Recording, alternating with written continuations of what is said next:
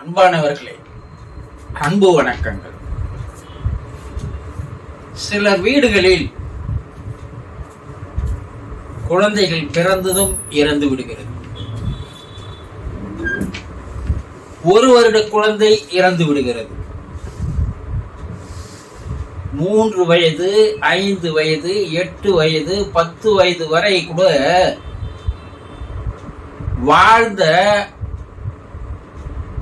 பெண் குழந்தையோ ஆண் குழந்தையோ எதிர்பாராமல் இறந்து போகிறது.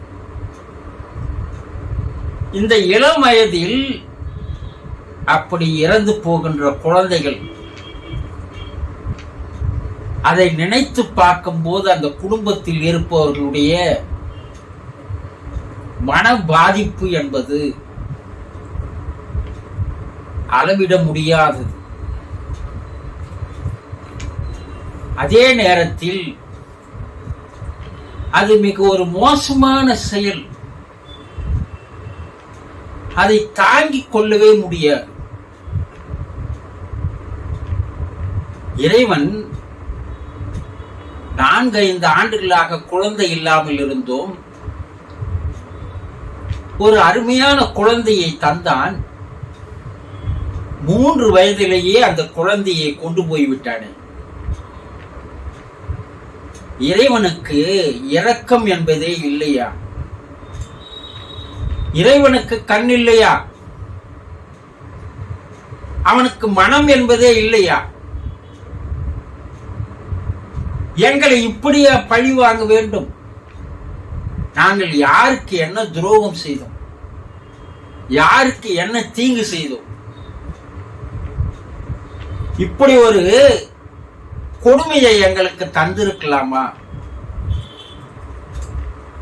என்று கண்ணீர் விட்டு கதறி அழுகின்ற அந்த பெற்றோர்களை நாம் பார்க்கிறோம்.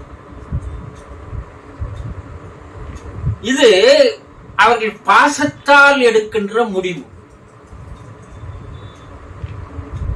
வாராது வந்த மாமணியே என்பது போல ஒரு அருமையான, ஒரு அழகான ஒரு குழந்தை பிறந்து மழை சொல் பேசிக் கொண்டிருக்கின்ற 3 வயதிலேயே இறந்து போகிறது என்றால் யாரால் தான் அதை ஏற்றுக்கொள்ள முடியும்? சொல்லுங்க. முடியவே முடியாது.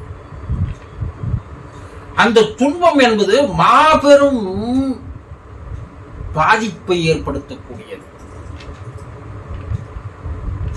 கண்களிலே கண்ணீரானது வந்து கொண்டே இருக்கின்ற நிலைமையில் இருக்கும். அந்த பெற்றோர்களால் அந்த இல்லத்தில் நடமாடி ஓடி ஆடி திரிந்து கொண்டிருந்த அழகான ஒரு மழலை சொல்லில் பேசிக் கொண்டிருந்த அந்த குழந்தை இப்போது இல்லை என்றால் எவ்வளவு பெரிய ஒரு மனவேதனை தெரியுமா? இதை கூட ஒரு பெரிய சோதனை, ஒரு கொடுமை அந்த பெற்றோர்களுக்கு வரவே வராது. ஏன் இப்படி இளம் வயதில் அந்த குழந்தைகள் இறந்து போக வேண்டும்? இது கர்ம வினையா? வேறு ஏதாவது காரணம் இருக்கிறதா என்று மனதிலே போட்டு குழம்பிய வண்ணம் அவர்கள் இருப்பதை பார்க்கும்போது நம்மால் அவர்களை பார்த்து பார்த்து பரிதாபப்பட முடிகிறதே தவிர வேறு எதையும் செய்ய முடியவில்லை, இல்லையா? இதற்கு என்ன காரணம்? ஏன் அந்த குழந்தை 3 வயதில் 5 வயதில் அந்த பெண் மகன் இறந்து போக வேண்டும்? எவ்வளவு வயது வாழ்ந்திருக்க வேண்டும்? எவ்வளவு கனவுகள், கற்பனைகள் அந்த பெற்றோர்களுக்கு.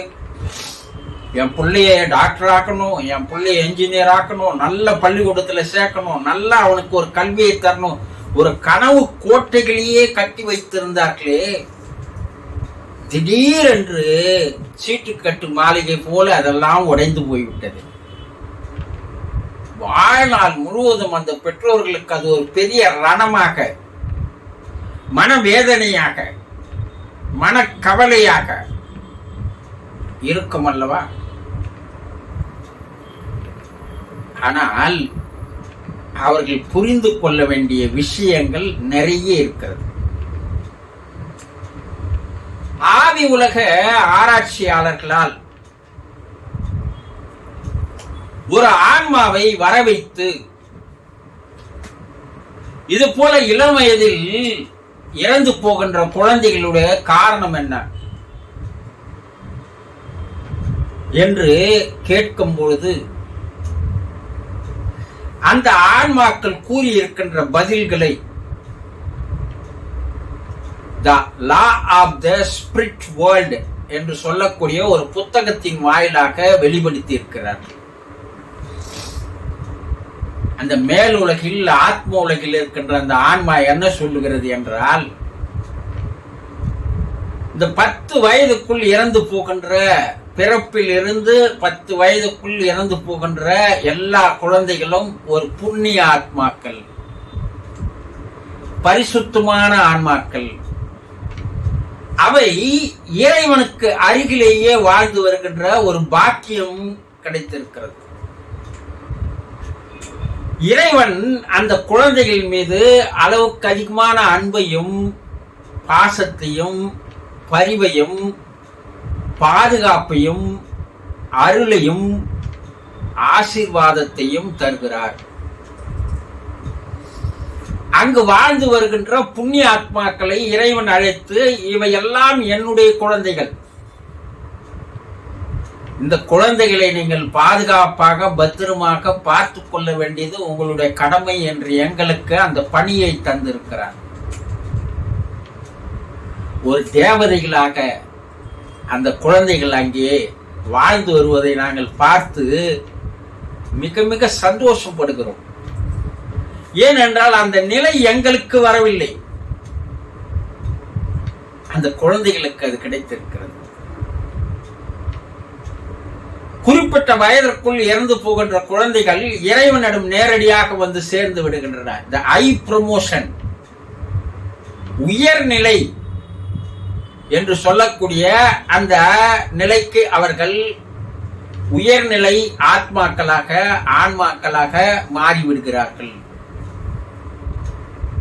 அடுத்து அந்த குழந்தைகளுக்கு ஒரு பிறப்போ 2 பிறப்போ அதோடு அவர்களுடைய பிறப்பு முடிகிறது.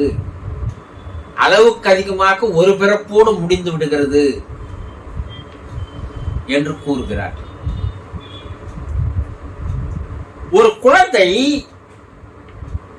3 வயதிற்குள்ளேயே இறந்து போகிறது என்றால் அந்த பிறப்பினுடைய ஆயுள் அந்த குழந்தைக்கு 3 வயது தான் தரப்பட்டிருக்கிறது. அப்ப அந்த பிறப்பு முடிந்து விடுகிறது. ஒரு மனிதன் 70, 80, 90 ஆண்டுகள் வாழ்ந்து இறந்து போவது என்பது ஒரு தண்டனைக்குரிய விஷயமாக தான் கூறுகிறார்கள். இதை பெருமையா சொல்லுவாங்க, நான் 100 வயது வாழ்ந்தேன், 120 வயது வாழ்ந்து விட்டேன் என்று. 120 வயது வாழ்ந்தாலும் கூட அது ஒரு தண்டனைத்தான். பிறப்பு என்பதே ஒரு தண்டனைத்தான். போன பிறவியில் நாம் செய்த பாவ புண்ணியங்களுக்கு ஏற்ப, கர்மாக்களுக்கு ஏற்ப, வினைகளுக்கு ஏற்ப, பதிவுகளுக்கு ஏற்ப இப்பிறப்பு நமக்கு தரப்படுகிறது. இந்த பிறப்பு எதற்கு தரப்படுகிறது என்றால், போன பிறப்பில் நான் சேர்த்து கொண்ட கர்மாக்களுக்கு, வினைகளுக்கு, பாவங்களுக்கு, பதிவுகளை கரைத்துக் கொள்வதற்காக, அழித்துக் கொள்வதற்காக, நம்மை மேலும் மேலும் புனிதப்படுத்திக் கொள்வதற்காக, தூய்மையானவனாக, பரிசுத்தவனாக மாறுவதற்காக தான் மனித பிறப்பு தரப்படுகிறதே தவிர வேறு எதற்காகவும் அல்ல. ஆனா நம்ம என்ன செய்யறோம்? ஏற்கனவே வாங்கி வந்த கடனை நீ அடிச்சுட்டு கடன் இல்லாத நிலைக்கு ஆகி நில் பேலன்ஸ்ல என்கிட்ட வா என்று இறைவன் அழைக்கிறான். ஆனா நம்ம என்ன பண்றோம்? ஏற்கனவே வாங்கி வந்த கடனோடு இப்பிறப்பில் மேலும் மேலும் கடனை, பாவங்களை, கர்மாக்களை, வாசனைகளை, வினைகளை சேர்த்துக் கொள்வதுதான் வாழ்க்கை என்று நினைத்து வாழ்ந்து வருகிறோம். இது எவ்வளவு பெரிய ஒரு மோசமான செயல் என்பதை நினைத்து பாருங்கள். உங்களுக்கு பிறப்பு தரப்பட்டிருப்பது ஏற்கனவே இருக்கின்ற அந்த பாவ கர்மாக்களை, வினைகளை கலைத்துக் கொள்வதற்கு, அழித்துக் கொள்வதற்கு, உங்களை புனிதமானவனாக, புண்ணியமானவனாக, தூய்மையானவனாக, பரிசுத்தமானவனாக, தெய்வ நிலைக்கு உயர்வதற்கு தான் தரப்பட்டிருக்கிறது. யாராவது அது செய்யணுமா? மேல மேல மேல மறுபடியும் மறுபடியும் மறுபடியும் நம்மை கலங்கப்படுத்திக் கொண்டே இருக்கிறோம். அப்ப நமக்கு மறுபிறப்பு என்பது பிறப்பு. இறைவன் நீ தூய்மையானவனாக, பரிசுத்தமானவனாக, நல்லவனாக, புண்ணியவனாக மாறாத வரை அவன் உனக்கு பிறப்பு தந்து கொண்டேதான் இருப்பான். இந்த பிறவி சக்கரத்துல நீங்க சுத்திக்கிட்டு தான் இருக்கணும். அதுல மாற முடியாது, தப்பிக்க முடியாது. அப்போ நம்முடைய ஒவ்வொரு நாளும் எதற்கு தரப்பட்டிருக்கிறது? நாம் நல்ல ஆன்மாக்களாக, நல்ல ஆத்மாக்களாக, தூய்மையான ஆன்மாக்களாக மாறுவதற்கு தான் என்பதை கோடியில் ஒருத்தர் தான் புரிந்து கொள்கிறார்கள். அவர்களுக்கு இறைவனுக்கு அருகில் இடம் கிடைக்கிறது. அதை நீங்க சொர்க்கம்னா சொல்லுங்க, எதெல்லாம் சொல்லுங்க. ஒளி உலகத்தில் இறைவனுக்கு அருகில் அவன் நிற்கிறான். அடுத்த பிறப்பு அவன் ஒரு அவதாரமாக, தெய்வமாக பூமியில் பிறப்பெடுத்து உலக மக்களுக்கெல்லாம் நல்லதை செய்து அவன் இறைவனோடு கலந்து விடுகிறான். மறுபிறப்பு இல்லாத நிலையை அடைகிறான். ஆனா இந்த குழந்தைகள் இருக்குது, 7 வயது, 5 வயது, 3 வயதில் இறந்து போகிறது என்றால் அதற்கு உடனடியாக இறைவன் மறு ஒரு ப்ரமோஷன். இந்த பிறப்பு போதும், நீ உன் கர்மாக்களை கலைந்து கொள்வதற்குண்டான அளவுக்கு உனக்கு ஆயுள் தேவையில்லை. உன்னுடைய கர்மாக்கள் குறைவு, உன்னுடைய பதிவுகள் குறைவு. ஆகவே நீ என்னிடம் வந்து சேர்ந்து விடு. அடுத்த ஒரு பிறப்பில் நீ அவதாரமாக மாறு என்று இறைவன் அன்போடு, பாசத்தோடு தான் அந்த குழந்தைகளை அழைத்துக் கொள்கிறானே தவிர வேறு எந்த காரணமும் அல்ல. அப்போ சிறு வயதில் இறந்து போகின்ற குழந்தைகள் இறைவனுக்கு பாத்திரமானவர்கள், இறைவனுக்கு அன்பானவர்கள், இறைவனுக்கு மிக நெருக்கமானவர்கள், தெய்வத்து நிலையோடு சம்பந்தம் உள்ளவர்கள். ஆகவே அந்த குழந்தைகள் இறப்பு என்பது மிக மிக நல்லதாக தான் இருக்கிறது தவிர அது ஒரு மோசமான செயலாக இல்லை. 8, 7, 5 வயதில் இறந்து போகிறது என்றால் அந்த பிறப்பு முடிந்து அடுத்த ஒரு உயர்நிலைக்கு அந்த ஆன்மா செல்கிறது. 100 வயது 80 வயது ஆள்கிறோம் என்றால் பாவங்களை சேர்த்து சேர்த்து சேர்த்து சேர்த்து மேலும் நாம் களங்கம் உள்ளவர்களாக மாறிக்கொண்டே இருக்கிறோம். அந்த குழந்தைகளுக்கு அந்த வாய்ப்பை இறைவன் தருவதில்லை. இந்த பூமியில் இன்றைய காலகட்டத்தில் வாழ்வது என்பது நம்மை சுற்றி இருக்கின்ற களங்கமுள்ள ஆன்மாக்களோடு தான் நாம் வாழ்கிறோம். தீய செயல்களை செய்வதற்கு பல்வேறு வாய்ப்புகள் இந்த சமுதாயம் ஏற்படுத்துகிறது. அந்த ஆன்மாவுக்கு அந்த வாய்ப்பை இறைவன் தருவதில்லை. இங்கே நீ வாழ வேண்டாம், பூமியில் நீ தீயவனாக மாறுவதற்குண்டான சூழ்நிலைகள், சந்தர்ப்பங்கள், வாய்ப்புகள் இருக்கிறது. உன்னை சுற்றி எல்லாமே அசுத்தமான ஆன்மாக்கள் இருந்து கொண்டிருக்கிறது. ஆகவே நீ உடனடியாக என்னிடம் வந்துவிடு. நீ ஒரு தூய்மையான ஆன்மா, பரிசுத்தமான ஆன்மா, அதனால் என்னிடம் வந்துவிடு என்று இறைவன் அழைத்துக் கொள்கிறானே தவிர வேறு எந்த காரணமும் அல்ல என்பதை பெற்றோர்கள் புரிந்து கொள்ளுங்கள் என்று விலாவாரியாக அந்த ஆத்ம உலகில் இருக்கின்ற ஆன்மா பல்வேறு விளக்கங்களை தருகிறது. பெற்றோர்களுக்கு ஒரு மன அமைதியை, மன ஆறுதலை, மன சாந்தியை தருவதற்காகவே தான் நான் இதையெல்லாம் கூறுகிறேன் என்று அந்த ஆத்ம உலகில் இருக்கின்ற ஆன்மா எடுத்து கூறுகிறது.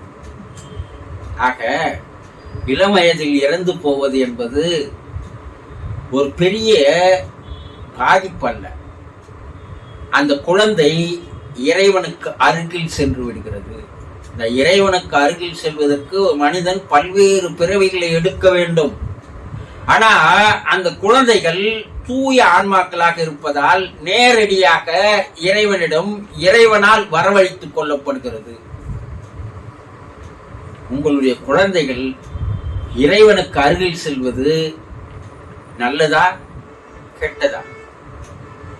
இறைவனோடு இறைவனாக இருப்பது நீங்கள் செய்த புண்ணியம் அல்லவா? ஆகவே அந்த குழந்தை அங்கிருந்தாலும் உங்களுக்கு நல்ல செய்தியை அது அனுப்பி கொண்டிருக்கிறது. ஆகவே மன ஆறுதலோடு என்னுடைய குழந்தை இறைவனுக்கு அருகில் போய்விட்டான், எனக்கு மிக சந்தோஷமாக இருக்கிறது, அப்படி ஒரு புண்ணிய ஆன்மாவை நான் பெற்றெடுத்திருக்கிறேன் என்று சொல்லும் போது நான் எவ்வளவு மன மகிழ்ச்சியாக இருக்கிறேன் தெரியுமா? யாருக்கும் கிடைக்காத பாக்கியம் என்னுடைய குழந்தைகளுக்கு கிடைத்திருக்கிறது என்று மனதில் ஆழ பதிவு செய்து கொள்ளுங்கள். அந்த குழந்தை உங்களுக்கு எல்லா விதமான சகல ஐஸ்வர்யங்களும் அங்கிருந்து அந்த குழந்தை உங்களுக்கு தரும். இதில் எந்த விதமான சந்தேகமும் இல்லை. புரிந்து கொண்டீர்களா? சந்தோஷம்.